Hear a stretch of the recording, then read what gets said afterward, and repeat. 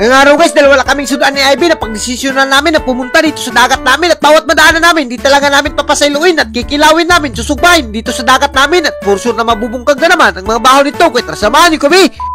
What's up sa inyo guys? For today's adventure ay pupunta na naman tayo ng dagat. Pero bago ang lahat, umukap muna tayo sa kaldero kung mayroon bang baho. Pero goods na yan, kaya naman nandun na kaagad yung makagamitan natin at yung kalo. Baka mapagtong tayo sa dagat at transisyon na kaagad tayo. Bumiyahe na kaagad kami pupunta sa tugbungan ng aming dagat. At as you can see naman guys, napakarapon talaga ng agihanan namin dito at napakalibaong pa. Pero kayang-kaya lang namin yan. At sa puntong ito, pumarking na kami dito sa tugbungan ng aming dagat. At napaka-presko talaga ng hangin kapag nasa dagat ka na. At ayan na nga, nagbaktas na nga kami dito ni Ivy ng kaunti. At as you can see naman guys, napaka-aliwalas talaga ng dagat namin. Kaya naman nagpatuloy na kaagad kami ni Ivy dito at nasilayan na naman namin yung napakagandang dagat namin at napakalawak pa. At sa puntong ito, dito lang namin ibibilin yung aming mga gamit at uminom pa nga si Ivy bago kami bumiyahe papunta sa aming hunasan dahil medyo malayo-layo talaga yung hunasan namin. At sa di inaasahang pangyayari ay nakadaan kami dito ng nangipahubas, kaya naman di na kami nagbaduay-dugay ni Ivy. Nandam na kaagad namin yung aming sudlanan dahil talagang bibili kami dito ng aming napakaraming isda. At as you can see naman guys, napaka-presko pa talaga ng mga isda na yan at fresh na fresh from dagat. At ayan na nga, kung nakikita nyo si Ivy guys, talagang nakakontinto na nga siya sa mga kuha niya at kikilawin namin yan. Kaya naman dali-dali na kaming nagbaktas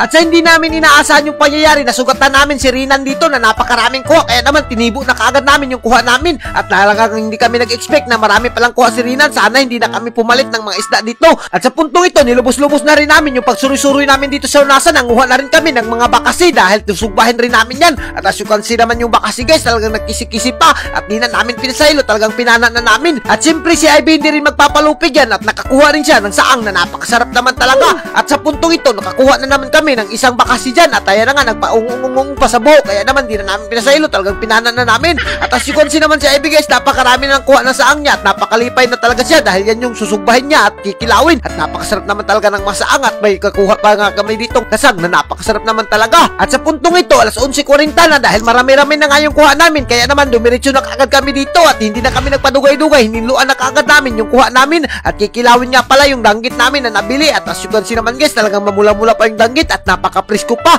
At siyempre si Ivy hindi rin magpapasagad yan, talagang binirahan niya na kaagad yung bumbay at lamas at hinalingan na nga rin ni Rinan dahil magsusugbahin namin yung mga bakasi at pati yung masalin ng mga isda namin. At napaka-high-tech naman talaga na sugbahan namin dahil lukay lang. At yan ito lang naman talaga sa probinsya, kapag nagsugba ka, talagang lukay lang yung gamit mo. Hindi mo na kailangan bumili ng uling para magsugba. At as you can see naman yung saang guys, sinugba na namin pag-una dahil madaling maluto yan. At siyempre hindi rin tayo magpapahuli dyan dahil talagang kitimplahan rin natin yung kinilaw dahil tayo yung pinakamasarap magtimpla ng kinilaw sa buong mundo. Alam niyo ba guys, kapag nakatilaw ka ng tinimplahan ko na kinilaw ay naku, makakalimutan mo talaga yung jowa mo, lalo na kapag kinumot-kumot mo yung kinilaw na napaka-presko pa at napakasarap pa talaga. At tinilawan ko na, ay naku, medyo may kulang pa, kaya naman pinusan ko na kaagad ng sili na napakasarap at napakahang naman talaga. At tinilawan ko ito, naku, hindi ka na magmamahay dito.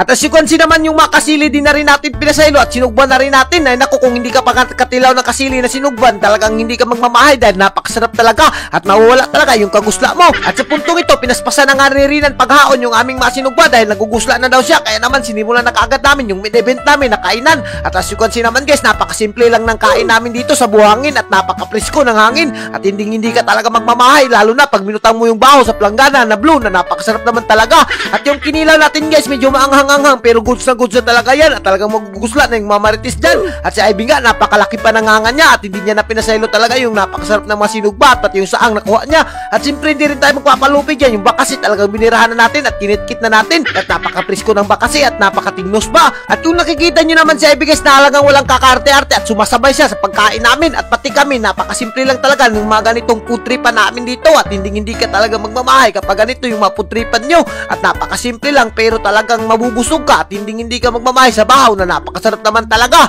Alam nyo ba guys, yung nakatesting ka na ng mga ganito sa probinsya ay naku, hindi ka talaga magmamahay at for sure na makakarilit ka talaga sa mga food trip na mga ganito. Ilalapag mo lang sa buhangin yung bahaw mo at as you can see naman guys, napakasarap talaga ng kain namin dito at pati si Ivy talagang ang lakas sumabab at medyo malaki-laki na rin yung napakain ko rito kaya pwede na itong ibaligya. At sa puntong ito, maraming salamat talaga sa lahat ng mga sumusuporta sa amin at hindi rin namin alam kung saan na umabot yung video namin at talagang maraming salamat talaga sa inyo. Mabuhay kayo mga idol hanggat gusto nyo at pasensya na talaga kayo kung bihira lang talaga kami maka-upload dahil medyo busy rin kami na Ivy sa live namin pero pinipilit pa rin namin na makapag-upload para makita nyo naman yung buhay namin dito sa probinsya. At hanggang dito na lang kami at kung bigyan kayo sa mga video namin, huwag nyo nang kalimutan i-like and i-share para mas marami pa tayong food trip. Thank you and God bless you all. Mabuhay kayo mga idol hanggat gusto nyo.